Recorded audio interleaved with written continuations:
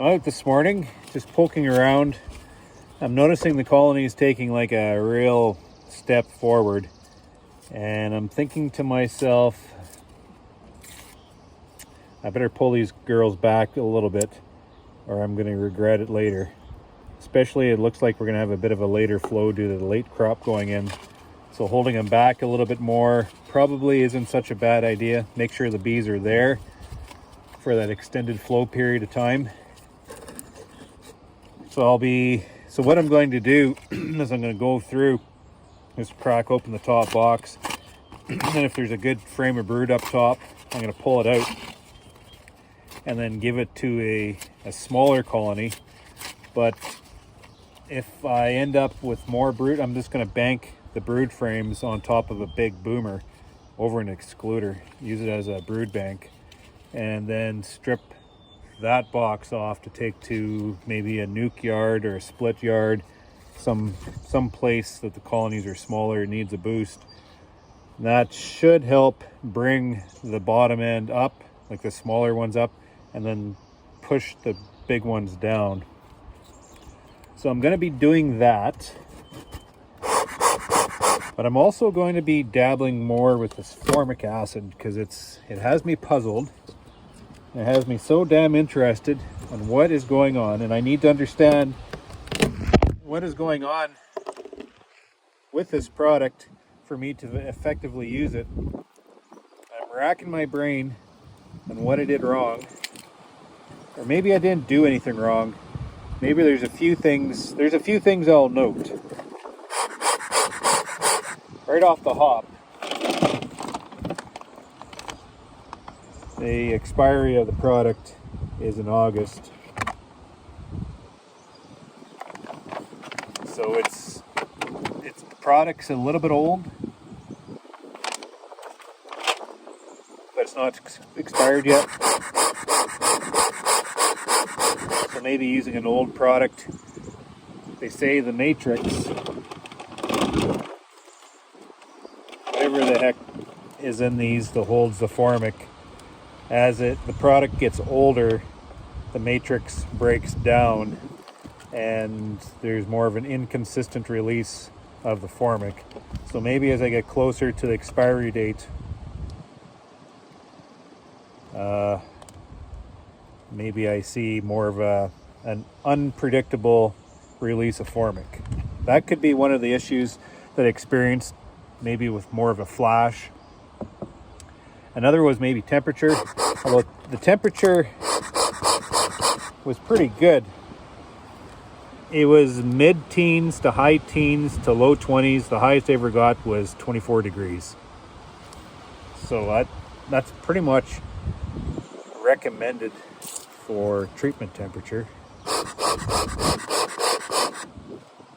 I did notice my earlier yards we treated in the cooler part of the day, they fared like a 10% queen loss, which is, I can deal with that. But the later, that 30% yard that I experienced with queen loss, we treated that later in the day. So it was a little bit warmer in a yard that has a lot of shelter, so more stagnant air. So maybe that had something to do with it. But still, it didn't get over 24 degrees. I'm thinking maybe another factor could be my age of the queens. So even though the queens that I have in my colonies, I've gone through with an assessment and I've checked them out, but that doesn't necessarily mean that the bees will keep them around for the summer. So maybe the colonies I lost my queens in were colonies, even though they look as performers, maybe they would have been switched out in the summer anyway to supersedure because of age.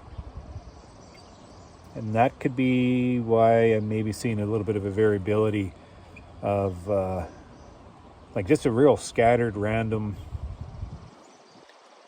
queen loss within my yards. Even in the yard that I experienced a 30% queen loss, very scattered. Nothing correlates to anything. Nothing actually correlated to the age of the queen, except The new queens I put in that I got from Ray Oliveira's, the Golden West, I didn't lose any of those. And Kona queens, regardless of the age on the tack, we didn't lose any Kona queens. But the queens we were losing, it didn't matter. Like they have our own fresh queens, old queens, it didn't seem to correlate. So I don't know about that.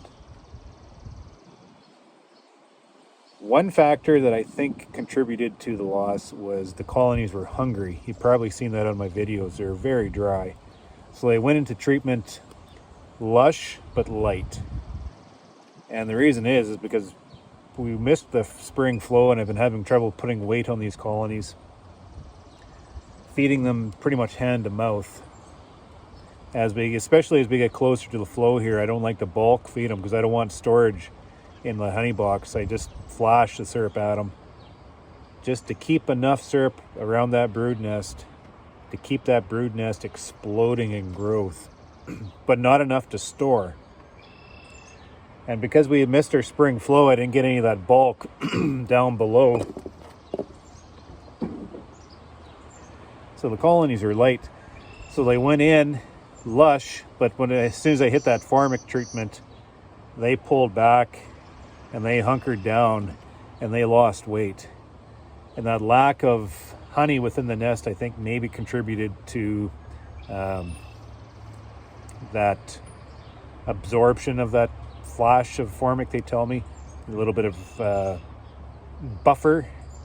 The honey is used as that buffer in a lot of ways. I didn't have any of that, so maybe my treatment was more harsh because of that.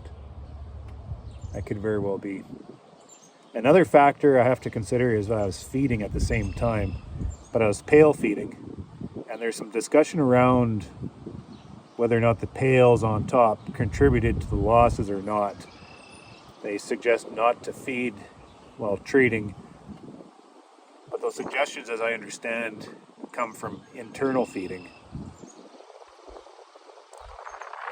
No issue with open feeding or incoming nectar, although the 3-day period right off the start, when the Formic's applied, they pulled completely off the pails. They pretty much quit foraging. There was no incoming food, and there wouldn't have been any incoming food anyways. So I'm struggling whether that pail on top would have contributed, but the patties that I placed beside the pads probably did. I had a lot of feedback that maybe the pads restricted the airflow within the nest. And I can see that because they talk about adding more ventilation, providing more, air circulation within, and don't restrict. So that those patties probably restricted. So now I'm coming to a dilemma. Going this today, or yesterday actually, was day 10. And I should be putting that second pad on. I'm watching the temperatures. Yesterday, there's no way we would have done it. It was up around 30 and a high humidex. It would have been a disaster if I put pads down then. But I'm going to follow up with a yard on the second treatment. Just because I'm so damn curious. I want to see how they react. But I'm not going to put the pad in between the boxes. I know it's recommended on the label to put the pad in between the boxes, but I'm hearing a lot of beekeepers criticizing that point. I've had a lot of feedback from beekeepers, tens of thousands worth of hives. I could probably count 75 to almost 100,000 worth of beekeepers, like colonies of beekeepers of experience. And a lot of those guys refuse to do a 2-pad treatment. And a lot of those guys put the pad up on top of the second. And talking to me like, you idiot. So I don't sure what to make of this, but I think because I'm feeding Patty within my nest, and that's not changing because we just applied another 1.5 pounds, so there's that restriction within the nest, and I want to follow up with that second Formic treatment. I think maybe putting the pad up on top further away from the brood nest might be appropriate. I'm going to try that. And it has to work that way. Otherwise, I can't use Formic, because this time of year, I'm feeding syrup and I'm feeding protein patty, and I can't get away from that. I can't go 2 weeks without going through my feed regime. Otherwise, my colonies, they don't advance and they don't grow. So if I can't manage this treatment within my normal operational management practices, then I'm just going to have to look elsewhere for another treatment. But I want to see if I can make this work. So I'm going to add that pad. Well, it rained and hailed last night twice, so the yards are a little bit hard to get to. I'm going to try to get back into them later on this afternoon when it dries up a bit. To the 1 yard I can access anyways, and put a pad up on top of the second box, and I'm going to observe the open brood. I'm going to observe the reaction of the nest to see if it's the same as I experienced the first treatment. And I'm going to follow up with the queen assessment in about 5 or 6 days to see if all the queens are hanging on. That part I got to figure out. And then efficacy is the next thing. I'm going in with low mite counts, so white mite washes aren't going to do much. But I need to figure this out, because when I run into that wall of problems with mites, I need to know how to apply a product like a professional product like Formic here, where I can just drop the ball, go get it, throw it in, and know what to expect with all the conditions that I'm experiencing around it. I need to know what I need to do, how to do it, when to and when not to do it. So this is, called I call it an experience building exercise.